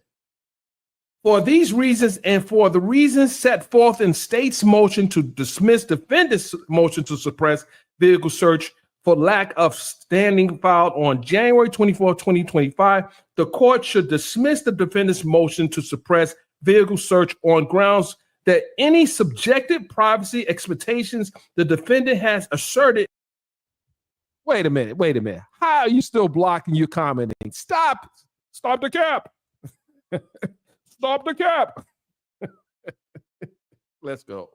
In the Ford F-350 at issue is not an expectation that society, that's you and me and everyone else watching, is prepared to accept as legitimate and objectively reasonable because the Ford F-350 was procured by fraud. As a result, the defendant lacks standing to challenge the search. Respectfully submitted this 21st day of April 2025. Signed, Fonnie T. Willis, the district attorney of the Atlanta Judicial Circuit. Well, Fonnie actually didn't sign the document. Mr. Wooten signed the document. So her name is above Mr. Wooten, but she is the prosecutor for the Fulton County District Attorney's Office, and this is her show. This is a show. Mr. Wooten is presenting the case to the jury. Wait a minute. I don't believe Queen Brill. Don't start Queen Brill. Don't you start that ish. Don't start it. You ain't blocked. You here? How you blocked? You ain't blocked. If I can see you, it's almost. Listen. If you're talking, you're breathing. I don't know if that's a good reference, but someone lost their life, and then we'll leave that alone. Now I'm going to have to conduct an investigation as to why these blocking claims are happening. Thanks to Miss Queen Brill and thanks to Miss HLS. I'm going to check now. I'm going to check right now. Let's keep on watching. And it was signed by John W. Will Wooten, woo. And so we got more. Ladies and gentlemen. But this is important. What he said right here. This is what Judge Eric D. Judge Donaway. He's going to have to ask himself, is this not an expectation that society is prepared to accept?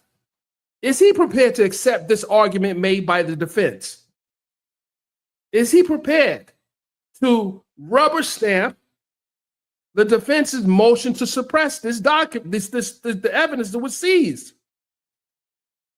Will society be served for this suppression?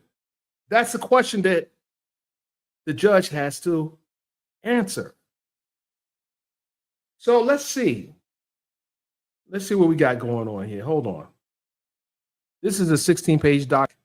What I didn't want to do, I want to review the documents before I look at the exhibits because they have some personal information there. I just want to go over it. I don't want to dox anyone.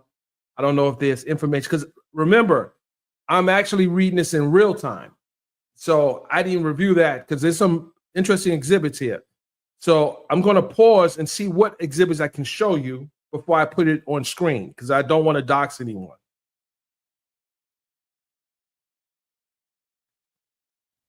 Because some people don't care. They'll just put anything out there. They'll put I just saw something there.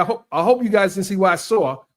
But with that said, I need to be very careful on what I put out there because I know it's a public filing, but I don't want people stalking because they have certain people that like to pull up at people's place of business, their beauty salons, and record people that has nothing to do with this case.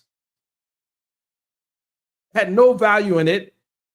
You can't be that nosy to want to pull up someone's place of employment that is not listed in the indictment, is not a subject of the crime, but you're just pulling up at people's places and then you're recording them and you're just exposing private people for the sole purpose for clicks and views. We don't get down like that.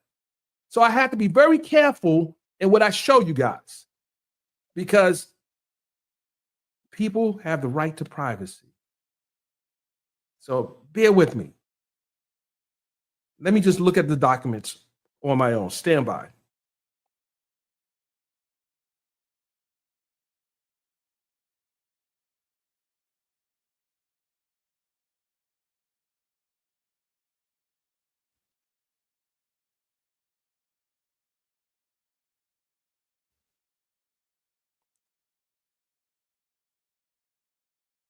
Okay, so after carefully checking, Miss HLS, you're not blocked anymore. I did find you in the block. I did find you were blocked. I don't know who did that. I didn't do it. But you're good now. You're good. So I stand corrected. I don't know who did it, but I didn't do it. I'm innocent. But you're good right now. You're good. With that said, let's go. I'm looking at the document. I'm looking at it. Interesting.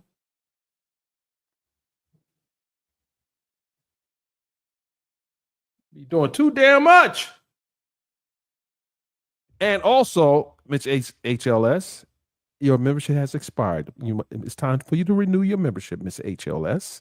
Now that we're calling each other out, it's your time now. Your membership has expired.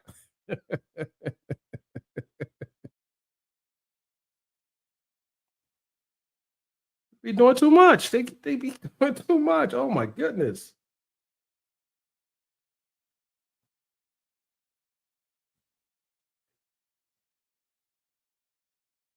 Oh my goodness.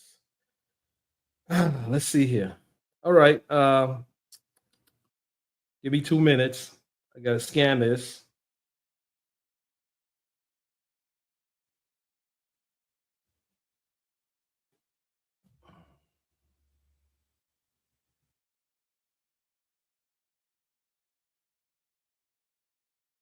So listen, I got 200 people blocked. I didn't do it. I promise you. I don't have the time to do it. People, listen. Okay, to my moderators, we're gonna listen. We put them. A lot of people been put on probation, on block, on timeouts. We're going to emancipate people today in the block section. We have our block parties now. We ain't got listen. I ain't got a problem with a block party. If you're acting crazy, you doing anything disrespectful over here, you're probably gonna be invited to the block party. No, you're not gonna get none of the barbecue chicken and potato salad. We're gonna just block you and get you up out of here. But let me say this: blocking is not a perpetual thing. It's not in perpetuity. You can be freed. We're not bad like that. My mods don't play about me. They don't play about me. But I just went in the block section. I'm like, God, dog, he's got like over 300 people blocked. What the heck were you doing? I'm looking, I'm scrolling. I'm like, wait a minute. Wait, you blocked too? I've been wondering what happened to you. I see people like, where you been at?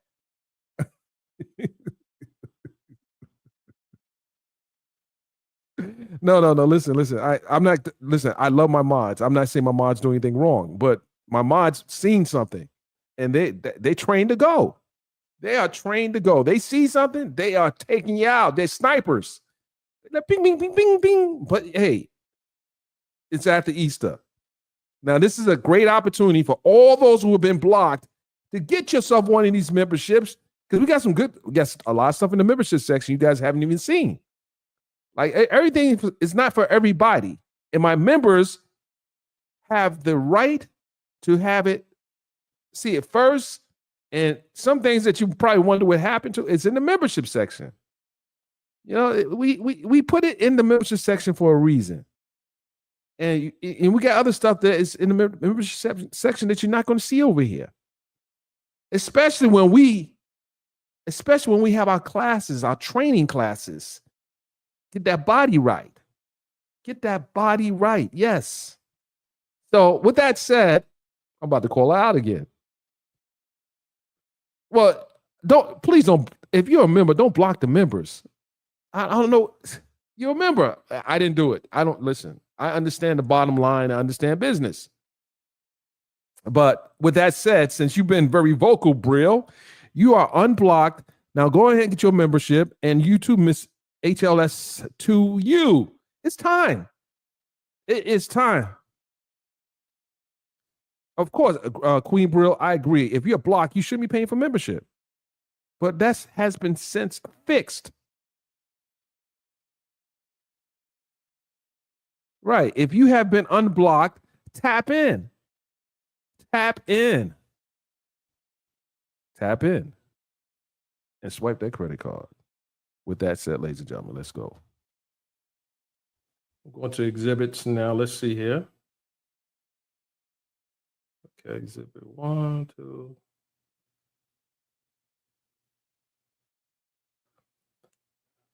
Okay, hold on. I think we got something we can use.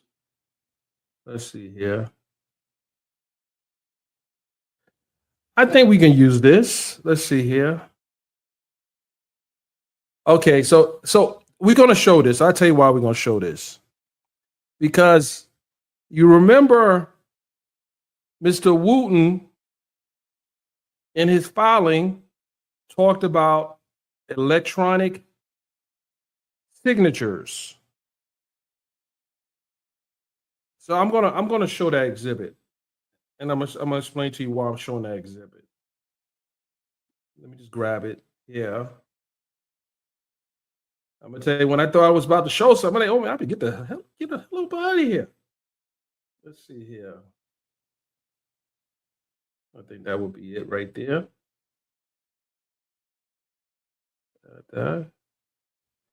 We're gonna go to the exhibit here. Let's go 4, 5. We can go to 6. That's the application.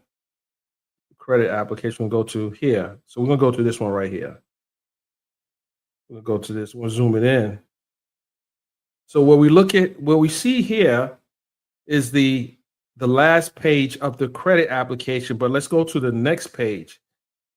Right here, you have what is purported to be Shirley Strawberry's signature, but I can tell you this is a font that is widely used in graphics. This is not a signature. This is a signature, but it's created by a computer. And it was signed on January 28th, 2020, electronically. And all that Mr. Wooten had to do is just look at a driver's license and see who signed it. Let's see what the next page says. Hold on. Okay, this is just the dealer use information. Okay, let's see here.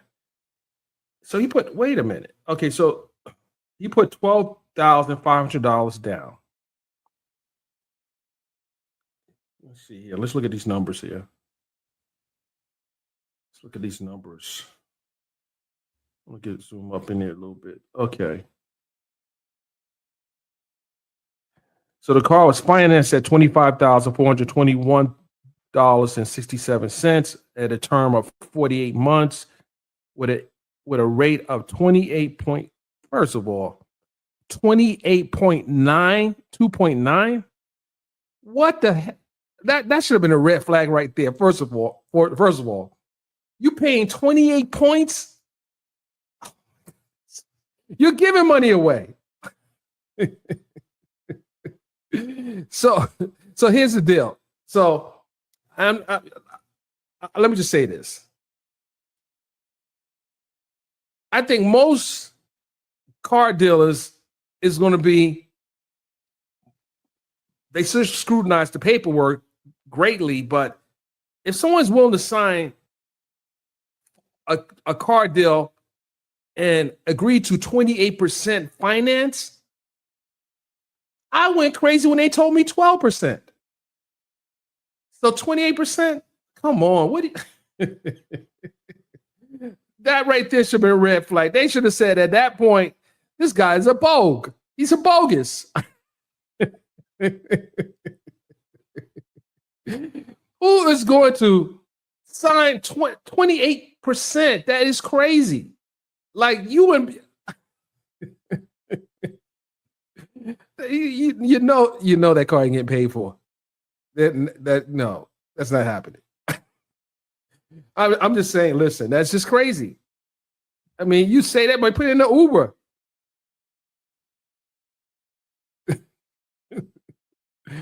Oh my goodness. That is crazy. And then you put 12.5. Listen, think about this a second. You put half the cost of the car, $12,500. You put half the cost.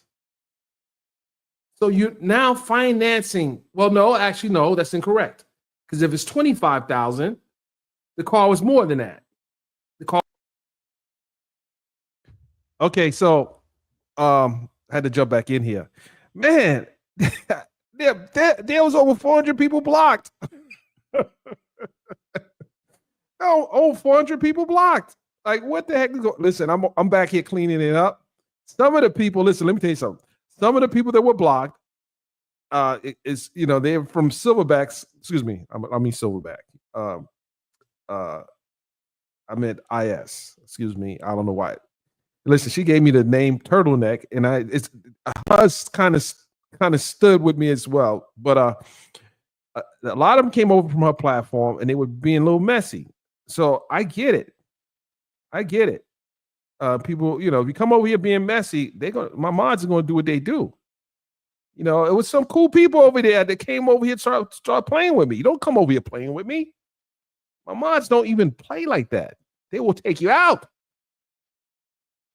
Then I got to go back and look in the section and find out what can we do to make this right. Can we have mutual respect for each other and not do the most?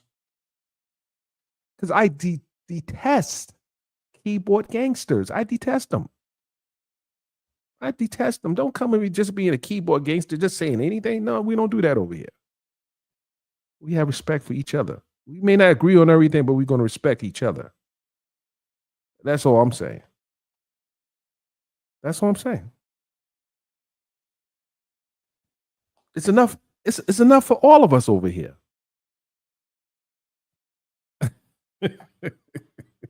I like to laugh too now. I know you like to have fun, but enough. When you listen, you cross the line, we taking you out. Listen, and I'm gonna say this. If you got booted, it was probably because you did something wrong. I'm not up to 3-strike rule. I'm like a 2-striker. I ain't got time for that. But with that said, ladies and gentlemen, let's keep it going. It was more than that. So you put 12.5, you financed 25. So the car was anywhere almost $40,000. But the point is, you're still going to pay, like, as that accrues over 48 months, you're going to pay a whole lot more than you put down.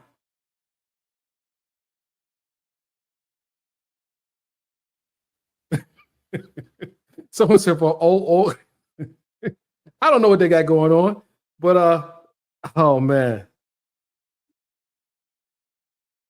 We don't. Okay.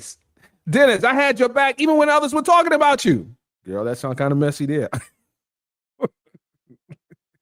Well, no, hold on. Were you a part of my late night? Were you part of the Quiet Storm? Because the Quiet Storm is something different. It gets really interesting. It gets hot. And it's the membership section. We turn up there. But you need to listen. We ain't talking about what happened in the past. The past is the past. We're going to keep it pushing forward, and I want you to show the people, because I don't even know if he was a membership. I don't remember. But since my memory fades me, come on and show people that you're a member. With that, let's go. Don't know. See, we don't know how he got the money to do it, but I would argue that if you got to buy a car and you got to pay 28% finance on anything, you probably should get a used car. I don't know. But there's another document that was filed, and I'm going to pull that one up as well. So stand by. And again, this is all in real time. So I didn't get a chance. There were 2 documents filed today. So let me retrieve the other one. Let me retrieve the other one. Now that's what I'm talking about. Shout out to Lynn, a new member. See, that's what I'm talking about. Listen, let's put your money where your mouth is. Lynn, pulled up. Come on. It was a song called Sideshow. And it goes something like this. I'm not saying I'm a singer. It only costs you 50 cents to see what life has done for those like you and me. Let the sideshow. Who remembers that song, Sideshow? Who remembers that? See, we have fun in the membership section. We turn up in the membership section. We turn up. So listen, the blue cream. Shout out to Cream. Cream, no. Cream. You remember that. Cream. That's what I'm talking about. Cream, no. We know about the blue magic. We know about that. Cream, you told her yourself. No, how old you are now. It only costs you 50 cents to see what life has done for those like you and me. Yeah. Let's go.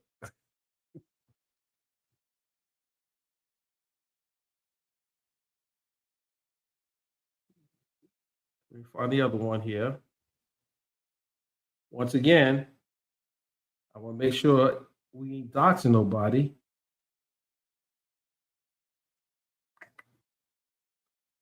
Okay, hold on. Here's another one. Here we go. Let's see what this one is. Here we go. We're going to pull this one up here too. We'll add that to the stage now. Okay, so this is just the state's 5th certificate of discovery.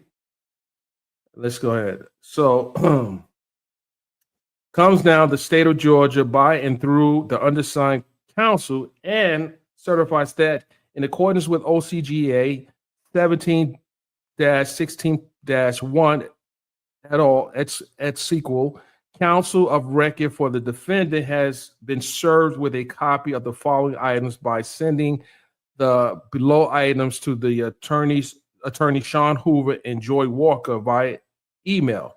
The items listed always and forever, each moment with you. Don't get me started now. I have like 1,000 songs in my playlist. We're going to have a quiet storm tomorrow night. We're going to have it. No, should we do it tonight?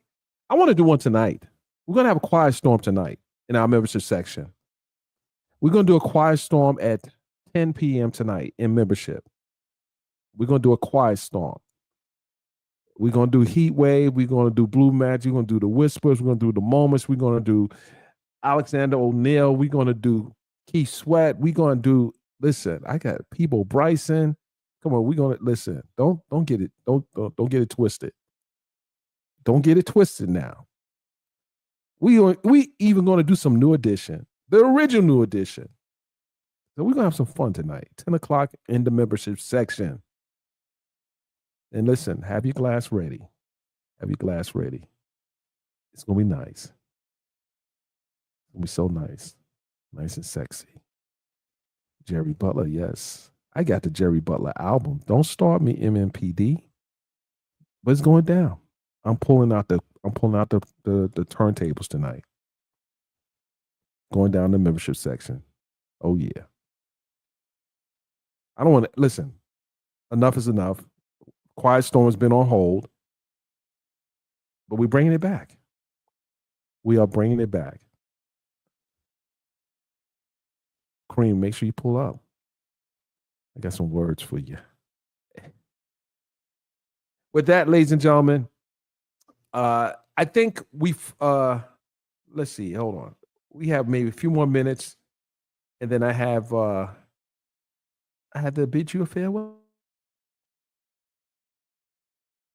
Below, due to their sensitive nature, have not been filed directly with the clerk's office. Okay, so that they have the file number, and it's a compressed PDF that it was sent email to them.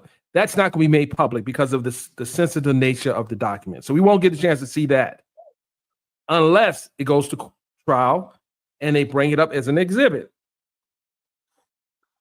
And he says, if any of the items are not received by the defendant, he is instructed to immediately contact the undersigned counsel at will. Wooten, Mr. Wooten, I'm not, your email's all over the place. So they basically have to reach out to him if they haven't received the documents that he's speaking on in this certificate of discovery. So I'm putting him on notice, Mr. Hoover, that you got mail. You remember when they said you got mail? What was that? AOL? You had the little chiming sound. Well, Mr. Wooten, you got mail.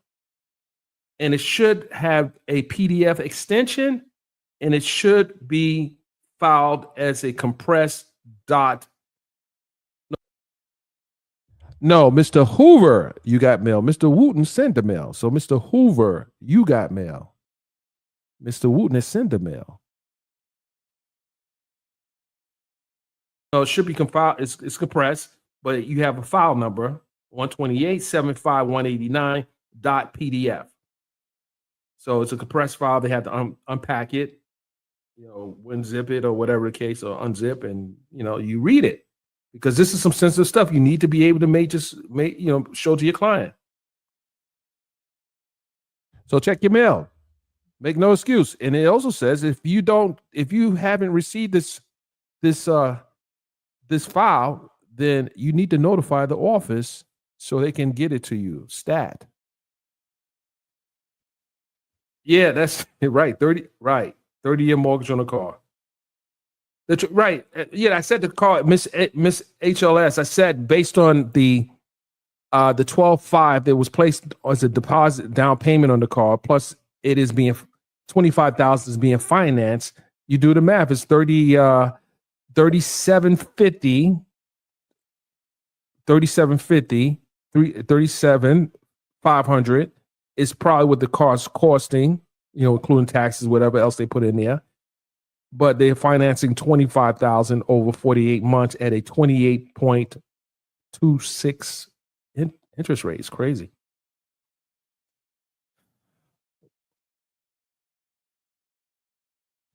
Okay, ladies and gentlemen, I am back. 34K, KK Scorpio. Yeah, shout out to all the Scorpios in the building. Yeah, it's still a lot. It's a lot. But I think it's significant that it was done during the pandemic when people were locked in place. So here's the other thing. Did he have a limo company? Because I think limo companies were exempt from sheltering in place. They might have been considered essential workers. I know my profession, I wasn't sheltered in place because of my profession. And I was moving around different states. It was like a ghost town. There wasn't that many cars on the road. You think Atlanta was bad? I was in New York City, and I'm going to tell you, it was a ghost town. Imagine being on 6th Avenue or Times Square in the middle of the street, no cars traveling down Times Square. That's how bad it was. I was literally booking hotel rooms, 5-star hotel rooms. I was getting it for like $80, $70, $80. Nothing over $100. So I remember. But that's probably one of the reasons why things were done the way it was done with the paperwork. I can't confirm that. Shout out to Sonia's white muscle T-shirt. Oh, being a new member, welcome, welcome, welcome, Lynn. Welcome as a new member. You guys got to run this up now. You know, run this. Listen. This is that time. This is that time. And HLS, I'm gonna keep listen. You had me unblocked. People should thank you for getting everyone unblocked, because if not for you, people would still be blocked right now. If not for you, everyone would be blocked. I went over there and saw that there were 400 people blocked. Damn, that's a lot of people. 400 people. Don't think we won't do it again. Don't think we won't do it again now. But let's say you got a reprieve. All you got a reprieve. All you got a reprieve. So yeah, we're gonna do our little quiet storm tonight. But I had to be in a meeting shortly. But I appreciate you. I really do. I really do. I appreciate all of you. Make sure you supporting. Turn your notifications on. Hit the thumbs up. Make sure your notifications are on, because when we say we're about to drop it, we're going to drop it. So you want to be in the know. Make sure your notifications on. Hit the notifications bell on your YouTube channel. Make sure you are in the know, because when it pops off, you guys will know. With that, ladies and gentlemen, I'll see you on the next live. I appreciate you. I really do. And I'll catch you later. We out. Peace.